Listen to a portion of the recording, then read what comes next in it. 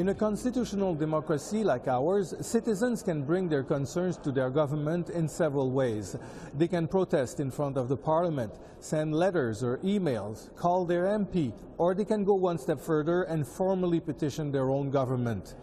Before December 2015, petitioning meant going out and collecting one by one hundreds, if not thousands, of signatures. But with the adoption of an electronic petition system, the Canadian government has made a new step into the digital age. All an e-petition does, or any petition, is give citizens the opportunity to directly ask their government for an answer. To ask, we want you to do something. So it doesn't force a change in the law, it doesn't change taxation, it isn't a cost, but it's a very important part of democracy that members of parliament should bring forward. That's our job as MPs, is to bring forward the views of our constituents. Nobody knows for sure when the very first petition was written, but the oldest one preserved at the British National Archives dates back to 1189, before the creation of the parliamentary system. Before being sent to the House of Commons, petitions were directly sent to the monarch.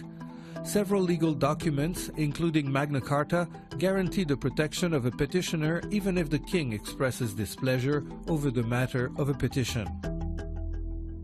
Unless the petition is offensive in terms of hate speech or racism or sexism, but barring something that is unacceptable or violating basic decency, views that are presented in petitions don't have to be the views of the MP who presents the petition. Citizens can't bring forward a petition unless they find a member of parliament who will be essentially just the vehicle of delivery. Kennedy Stewart is the MP who presented the motion that allowed for e-petition to be accepted by the House of Commons. I've been a professor of political science for a long time, and what I've been studying probably for the last 20 years is how to engage more people in democracy, and so that's one of the reasons why I ran for office, and that's one of the reasons why I put forward that motion in the House of Commons to move away from paper petitions, although we keep those, and then make Parliament more accessible for Canadians. So it was a very important thing for me to do, and I was very happy to have the motion passed by 142-140, a squeaker win in the House. In order to streamline e-petitions, the House of Commons has created a simple 9-step process. First, a petitioner has to create an account where he or she can submit a draft. After getting the support of 5 other Canadian citizens or residents, the petitioner can seek a sponsor among the 338 members of Parliament. The petition is then submitted to the Clerk of Petitions for a preliminary review. The petition is then posted online and people have 120 days to sign up to it.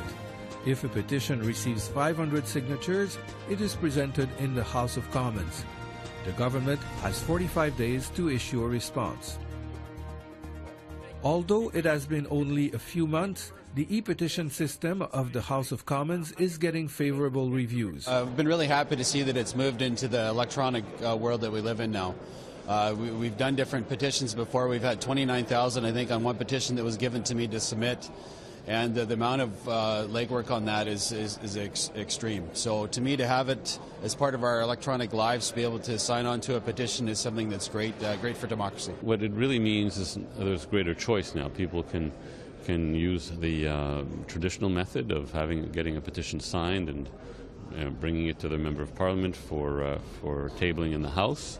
And some people like that. They like to see their member of parliament get up and speak to their issue and have that recorded in Hansard. I think we enter into that cautiously just because of the security risks that are there. But I think I see it coming, and I think it's going to be here one day. Just what day that is, I don't know. But I can see that being a great convenience to Canadians, and if it gets more people out to the polls, then great. I remember standing for different votes, especially where you actually stand up as a person. You know you represent 107,000 people. There's something that can be said for that. That's what we do here, and I would hate to see that go for a virtual House of Commons.